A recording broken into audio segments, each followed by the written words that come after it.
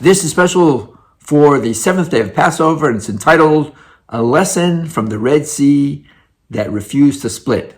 So I must say at the outset, some people might find my remarks insulting, because it is a bit insulting to the entire human race. And what I'm referring to is the fact that the Midrash says that when Moses raised his arm and commanded the Red Sea to split, it refused, and it said, "Why should I listen to you? Mankind was created on the sixth day of creation. I am superior to mankind because I was created on the third day of creation." So before we try to analyze the psychology of the sea, let's first ask, what was bothering the Midrash? Why did it even come to this conclusion that something wasn't going as planned? And the answer is right in the verse. The verse says that Moses raised his arm as God had commanded him, and he, commanded the sea to split. And you'd think the verse would continue, and the sea split, and the Jewish people went through. But it does not.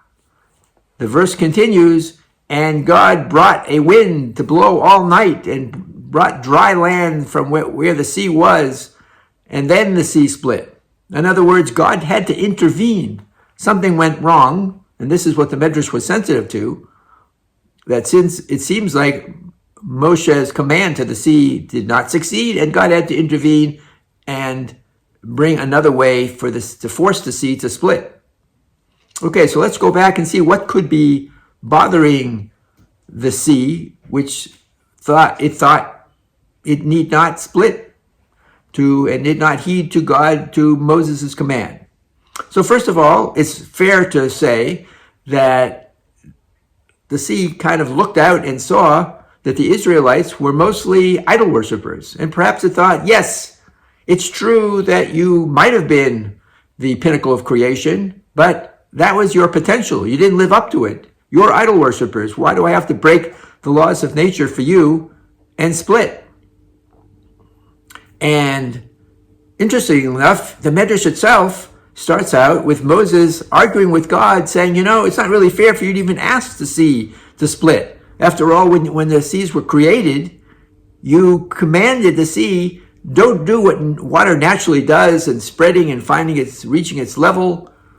You commanded it, stop at the shore, even though it's unnatural for you. That's what I'm commanding you to do. You have to stop and don't keep spreading. And now you're asking it to do acrobatics and break the laws of nature? That's not fair. And God answered Moses and said, don't worry. All this was baked into the system. We had a pre-agreement that there will be some exceptions. You don't have to worry. It's okay for the sea to split. Another factor that may have influenced the sea is the fact that this whole notion that mankind is the pinnacle of creation was first put forth from a very nefarious source, namely the serpent in the Garden of Eden. If you recall, this is covered in the Midrash, Midrash Rabbah. And the Midrash says, how did the serpent get Eve to eat from the forbidden fruit? It sort of sat Eve down and said, let me tell you the way the world works. You got so far 6 days of creation, and every day that something is created, it has to be subservient to what's created on the day afterwards. So for example, the heavens had to bring forth rain to make the sea. So they are subservient to the sea. The sea, on the other hand, has to be a home to fish and is in charge of irrigating all, plant life. And so it is subservient to the plant life and to all things that grow from the ground. And of course, the fish and all vegetation are subservient to what's going to eat, what it will be feeding, namely the animals and then human beings. So as you go down the line, everything is subservient. So listen, Eve, right now you have a chance to eat from this forbidden fruit. This is what God wants you to do. This is a mitzvah. This is what God is commanding you to do, because God wants you to take this opportunity and make sure to eat from it and Otherwise, God is going to have to create something else the next day, and now you will be subservient and you will no longer have your chance to be an important creature. Of course, the serpent also, promised them that they'd be like God. And you're certainly going to lose that status if something else is created and you're subservient to it. So perhaps the seed said, I could have looked at mankind as the pinnacle of creation, but I don't buy that theory. That came from the serpent, which we say is the evil incarnation. It is the angel of death, right? It's not a place where I am going to get my information. I'm discounting that. Okay, so now what happened? How did the sea in fact split?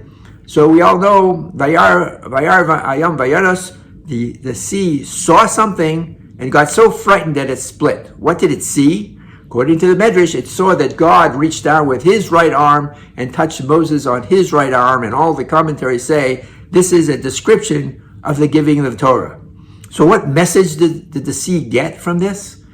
It realized that the whole purpose of creation was that God wanted a relationship with a people. God wanted to bestow his goodness upon a people, and in turn these people would spread the light of God and raise the consciousness of the world. That was the whole purpose of creation. God had waited 2,000 years to finally find a people that he could have this relationship with, and in order to get this relationship, he had to give them the Torah. And who was blocking all this? Who was standing in the way of the destiny of the world? It was the sea not splitting. So that was so frightening to the sea that it split. So now I ask ourselves, what lesson can we learn from this Midrash?